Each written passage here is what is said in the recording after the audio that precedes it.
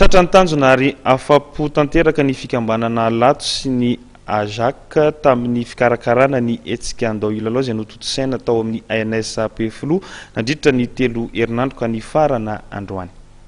Tratra ny tanjona, betsaka ireo ray aman-dreny namaly ny antso, ankizy 10 isan'andro ny tonga ny lalao teny amin'ny ANS Peflo tamin'ny hetsika nokarakarain'ny fikambanana Lato sy ny Ajaka tamin'ny alalan'ny hetsika andao ilalao nandritra ny 3 herinandro.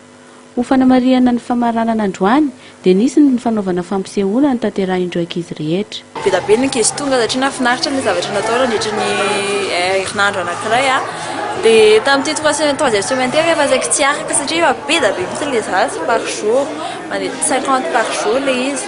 Indrindra ny larbi ilay mandeha manao découverte an-tanà dia be da be ilay ankizy tonga.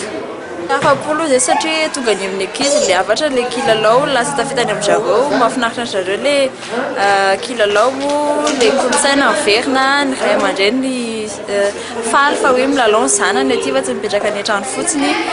Dia nahafinaritra ny zavatra nataonay tamin'ny 3 herinandro iny. Dia izay zao no nanaovany androany famaranana ny kilalao rehetrarehetra dia manao spectacle ny ankizy ny zavatra nataony hatramin'ny izay herinandro 3 herinandro izay. Hetsika natao amin'ny falifaliana ireo ankizy 4 ka hatramin'ny 12 taona nandritra izao fialan-tsasatra izao ny andao ilalao karakarain'ny fikambanana Lato sy ny Ajaka izay natomboka tamin'ny 20 Jolay ka ny farana androany 9 Aogositra.